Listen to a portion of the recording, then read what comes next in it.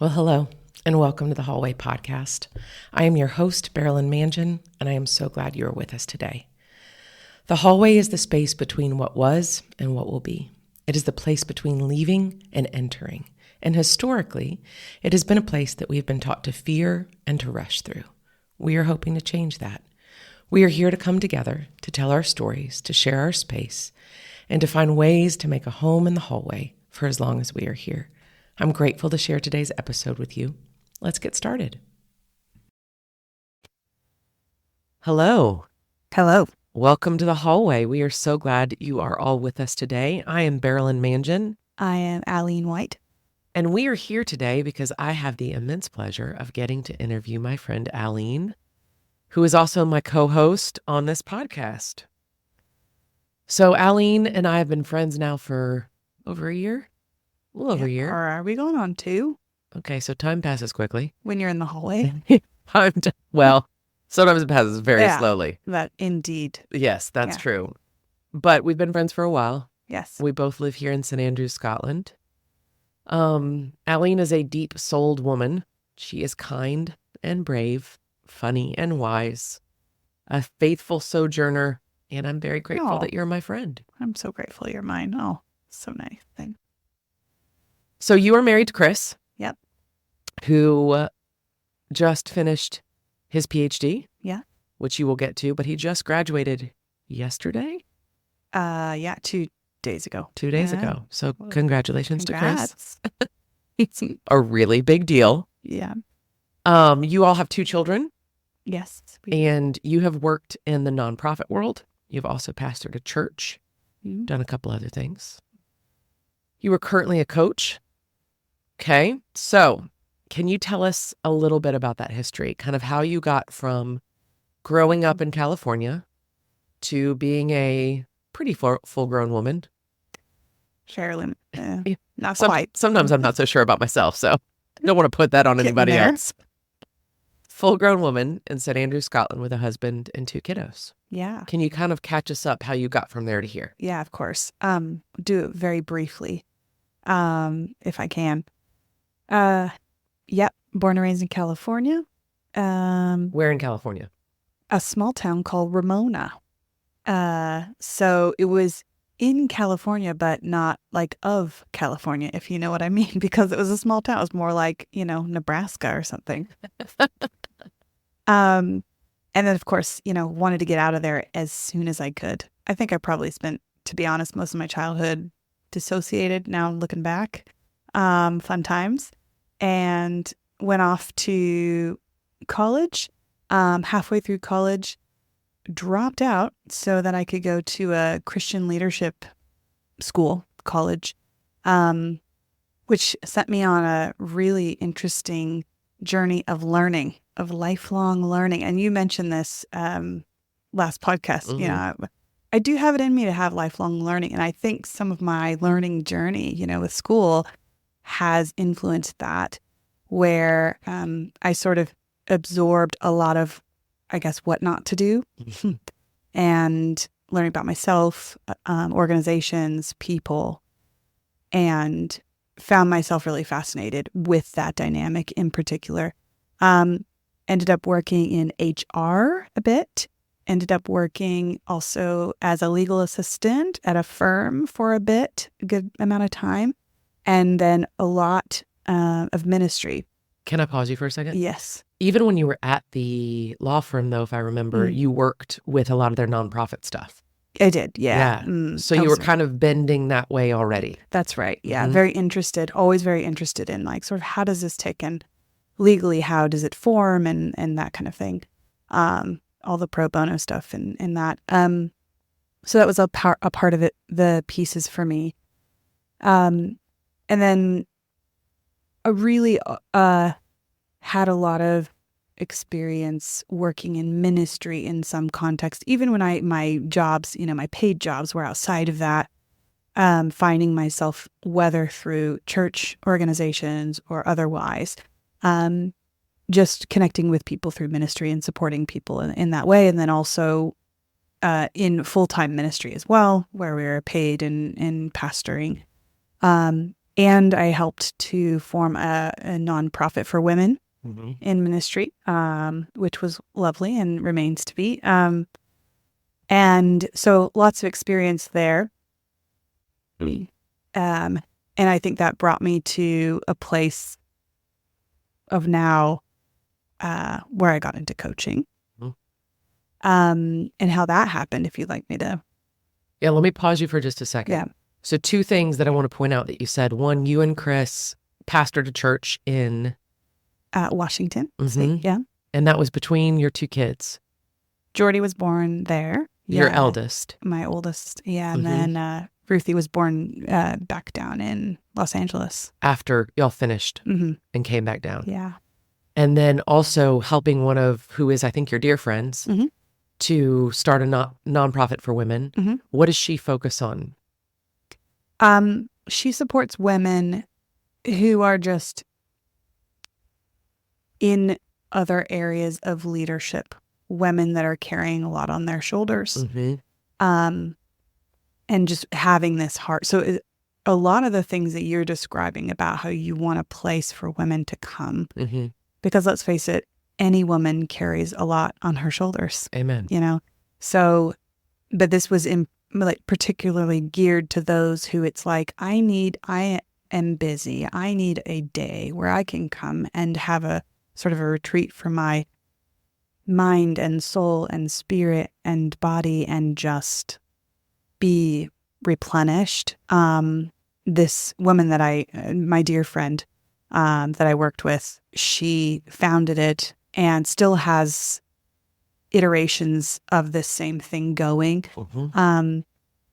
But we worked together to build that up.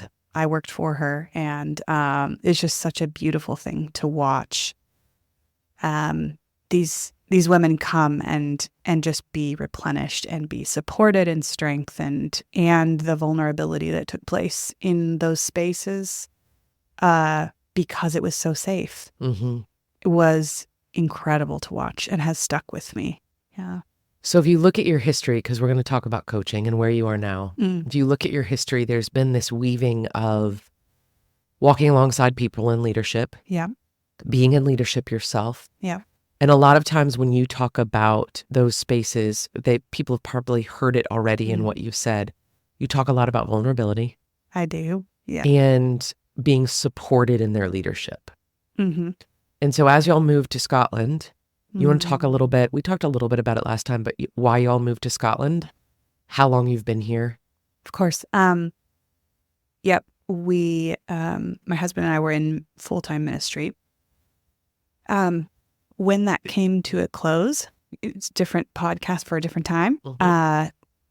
We were in a bit of transition, kind of wondering about what was next. And through, very long story short, we were really led and directed to come here, to apply for my husband to apply to St. Andrews for his PhD. Mm-hmm.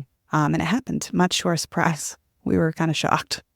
And I'll never forget, I was actually pregnant with Ruthie, sitting in a taco shop, because obviously that's what you do when you're pregnant and when you're not pregnant, because Tacos are the best. right. They are life.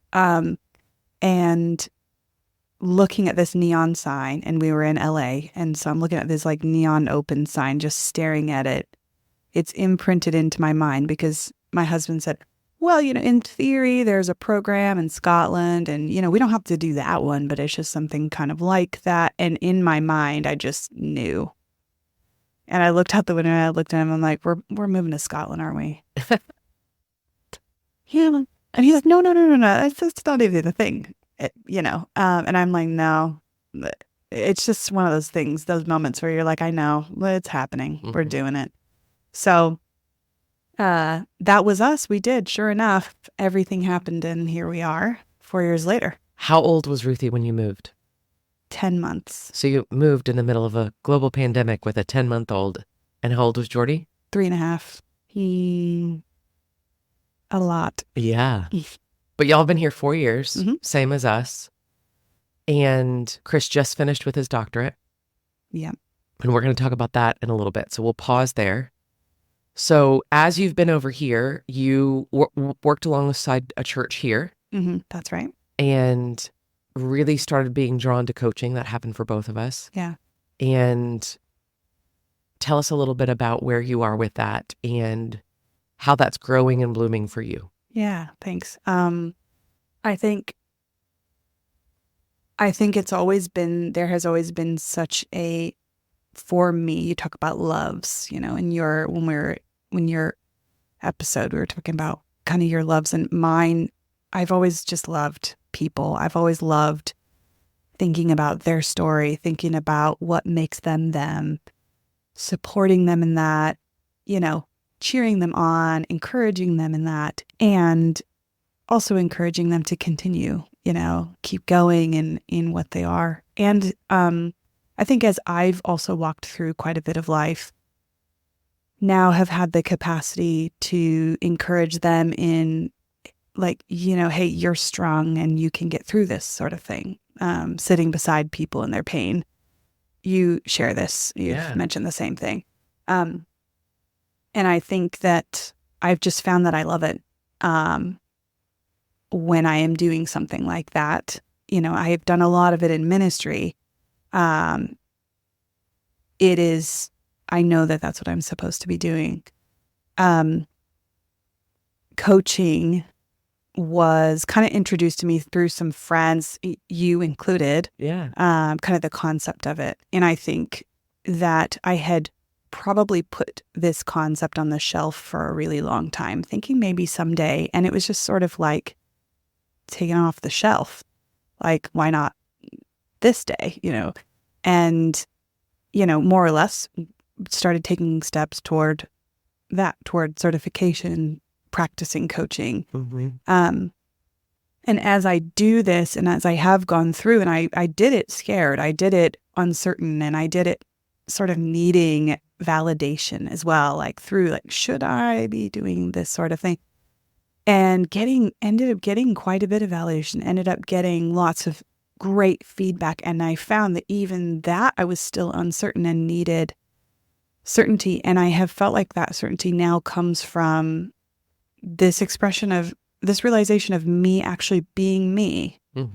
It's so simple. Sometimes you question, like, should I be doing this as an actual vocation? Because it's so easy for me, because I get actually life from it, because it just feels wonderful to do. Should I you know, it almost feels like I shouldn't. It should be my hobby or something. But when those two things line up, it's like, oh no, this actually can be a beautiful thing. I shared this with someone, how I feel about coaching, I think, is a little bit, you mentioned Chariots of Fire being filmed here in St. Andrews on West Sands. In the movie, there's this line he says. He goes, you know, I know God's called me to be a missionary, but when I run, I feel his pleasure. And that is what I feel when I do what I do. And I don't know how else to word that, you know, but that's, you know.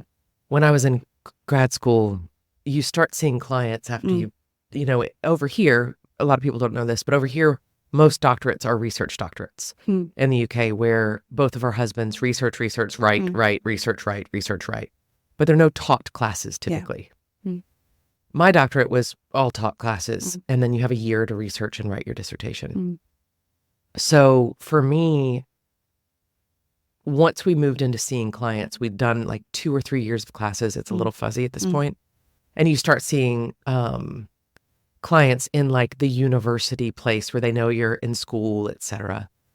But after about a year of that, I remember a session. I remember what I was wearing. I was wearing black trousers and a red top, which I never wear red anymore. So that's super funny. And I remember sitting there and I was in the flow of a session, which has been like the first time I'd experienced that. And afterwards I said to my supervisor, I had 2 women supervisors who are both phenomenal humans, and I'm very grateful for them. I said to her, I was like, I think for the first time, like, my cells were doing what they were made to do. And I felt it. Yes. Yeah. And that is a crazy thing. it's sort of like this space where, like, I guess a little bit also heaven meets earth sort of thing, you know? Yeah. It's a moment, that flow, and we'll probably end up talking about flow. Hmm. It's something I talk about a lot with my Hmm. clients. But that flow of like, oh, that's Yeah. what it is. Mm-hmm. Yeah. So you get into that when you are with clients. Yeah, when I'm seeing them, when I'm seeing them discover more about them, Mhm. I don't know, it's just like I'm just sitting there beholding the magic happen. Mhm. You know, it's happening with them. I'm just like marveling at it, you know. Mhm. Yeah, maybe I ask a question or maybe I suggest they turn this way or that way, but they're the athlete, you know. They're the Yeah. one doing it. And it's fantastic. Yeah. So as you have been seeing people, Hmm. um, I'm going to get you to talk about something a little bit that we haven't talked about. Yeah. So you are starting to move into developing your own coaching practice. Yes. You want to just talk just for like a minute or two about what it's going to be called and why? Okay. Um, I was looking for a name and I was like, I don't want to name it my name if I can, you know. Um, anyway, we live in a lovely cottage here Mhm. in St. Andrews in the Scottish countryside. And it's a named house, which is like so English, British, it's Scottish, but I never anticipated that we would live in a named house. The name of the house is called Archways Cottage, Mhm. and it's actually it has quite a few arches. Like the windows are arched in the front, and it's a really beautiful space. And used to be an old horse stable, I think, Mhm. has converted out of that, and it's very charming. Um, and I was thinking about it. I think it was I was chatting with my husband about this thing. But since moving into Archways Cottage, you know, of course, me being super learner, researcher, I don't know, just wondering, deep thinker person, Mhm. I was like, let me think about an arch. I'd like to think about that architectural construct, you know? And so I did a lot of researching on it. I did a lot of like looking into like, what does that mean? And found it so interesting. And so, and I'll explain what that means in a moment, but just figuring out a name, my husband goes, well, what about archways? And I was like, I hated him at that moment because I didn't want him to come up with the name. But I knew, I was like, you just came up with it. That is too good. Okay, that all of the symbolism is there because what an archway um, is it's an architectural construct that is designed to evenly distribute the weight that is held above it. Um, it's often found at doorways, hallways, Yep. which Berlin's like, hello, hallways, um, also bridges, Mhm. you know, crossing over, going through, things like this. It is often when you look at ruins, which we have a lot of those out here, which are so, you know, fortunate to see these awesome architectural ruin wonders. What you will often see quite a few archways still standing with the rest crumbled behind it because it's Yeah. a very strong, sustainable force. And for me, in sort of coaching and what I have understood in my experience about organizations, about leadership, about people in roles that are supporting others, is that they need to seek out that sustainability. They need to seek out the evenly distributed weight. Mhm. I think this goes for any individual attempting to build anything. Right.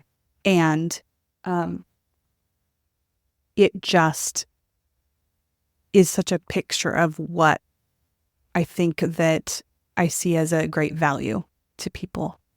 Yeah. And how you're gifted to walk alongside them. It really represents the feedback, when you were talking about validation, a lot of that's come through feedback. Mhm. And so what you know about yourself and how you've worked historically is that this is also something that you help people do.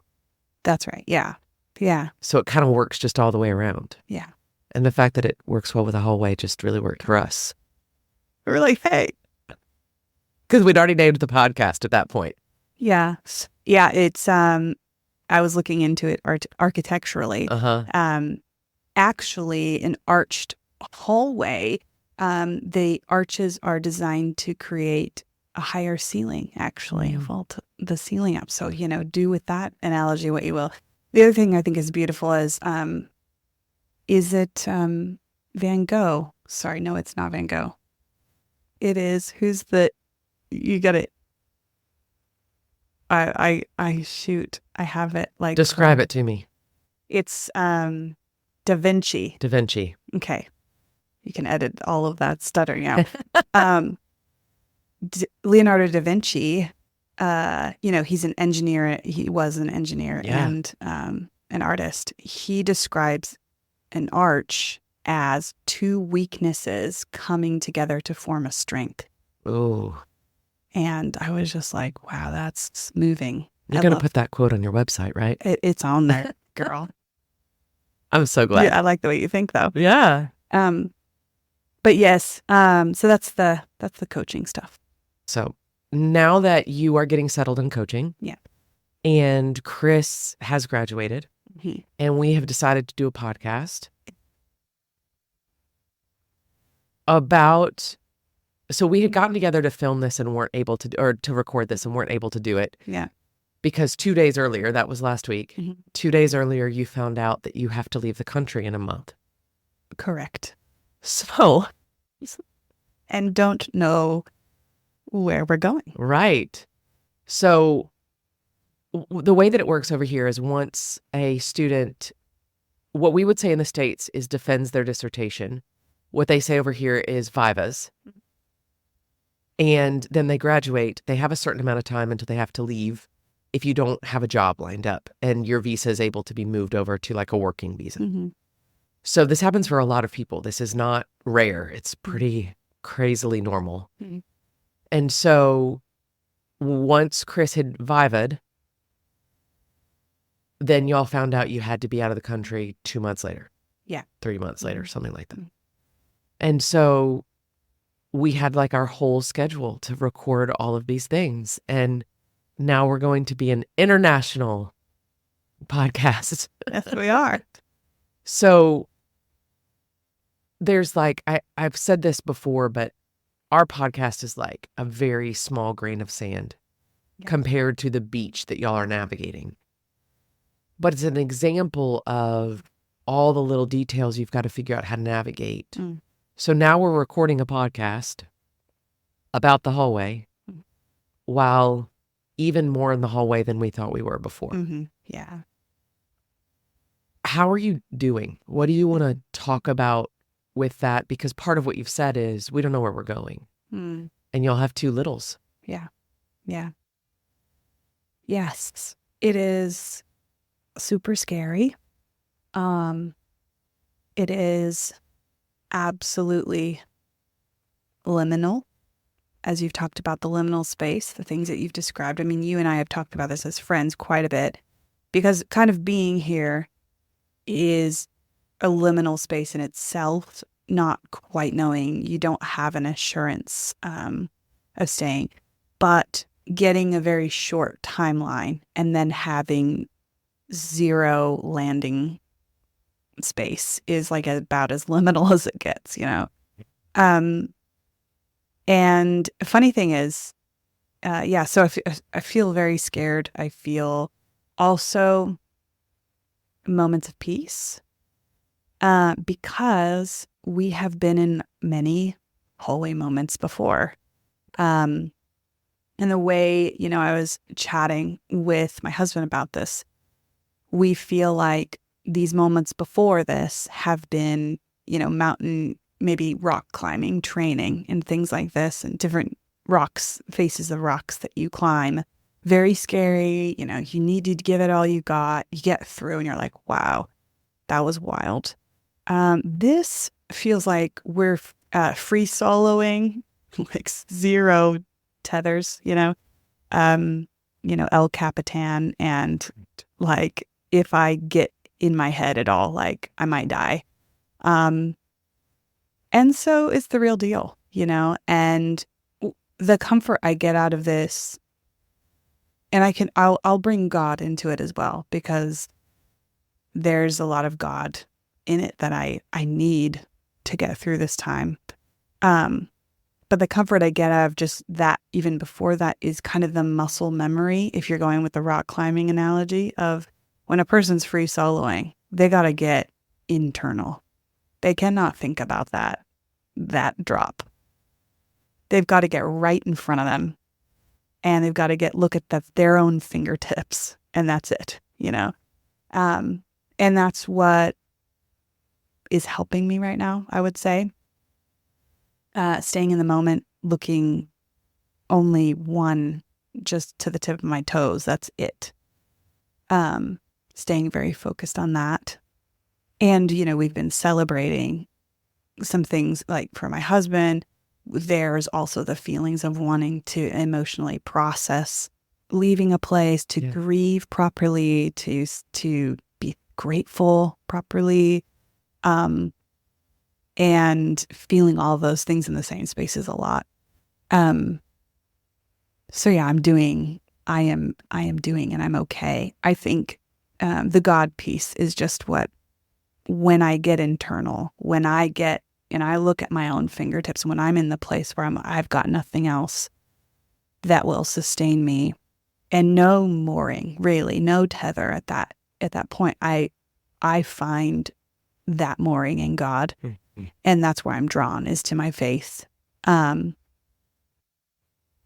I think that the one sort of thought notion I'm getting from God in the moment is just to keep going, keep walking forward. And if we think about that in the context of a hallway, it's wild, because that's me walking down the hallway. All the doors are shut. I'm not, and it's just walking forward into that long hallway. Who knows when it ends? Who knows? Well, and y'all have been consistently knocking on doors. That's right. Yeah. And so it's the experience of, oh, that door thought it was opening. That door closed. Mm-hmm. We went in that door for a minute. We thought nope, that one closed too. So I think you brought up something really interesting, is that, when we came, we both had in our relationships, in our faith, in our relationship with God, we both in our marriages had very specific, like, you're supposed to go to Scotland. Mm-hmm. Yeah. But there's a lot of parallels in those stories. Mm-hmm. But when we knew we were coming to Scotland, it's a hallway, like anyone that goes to school, whether you're leaving home for the first time, going to university for the first time, or you're going back to school for some sort of an advanced degree, it just like you said, it's a hallway time. Yeah. Because you're in the middle, you're between things. Yeah. But I think there's something to be said for right now being in a hallway time where you don't know what the thing is going to be after. Yeah. Mm-hmm. That's very hard. It's a different experience than I'm going back to school and I know that once I finish, like, this place has a place for me. Or I'm going to move to this place and I've saved up this amount of money and I'm going to get a job doing this thing. Mm-hmm. There's a different experience of moving into the hallway and not knowing. We legitimately have no idea what's going to be next. Right. That's a different level of trust and pursuit of peace, and something that I make up about it and know from you and Chris is a lot of conversation about, okay, what is the next right step? Yeah, right. Lots of discernment. We have to, this is the thing. We need to make each step so carefully, because so many micro decisions need to be made so quickly that could really mess a lot of things up if they're made wrong, right? Yeah. So, yeah. And another thing is trusting, like, even if you do, that it'll get turned somehow. That's right. Yeah, there's got to be an element of trust, because if the onus is all on my shoulders, then I'm going to die. Right. And it's like the ability to, like, do what is ours to steward, mm-hmm. and then trust that God has the rest, because that's all that we can do. Yeah. Yeah, exactly. Yeah. It's a wild thing. And what is also happening, and this is really, I mean, just like baffling, is the idea of I've had a lot of my hallway spaces in general have really kind of been along the way in my life. They've all been this sort of expiration date past. And so like I thought when I was 30, if I woke up 30 and still single, that I would just probably like implode or I don't know, something would spontaneously combust. Sure. This is a deadline I had for myself in my mind.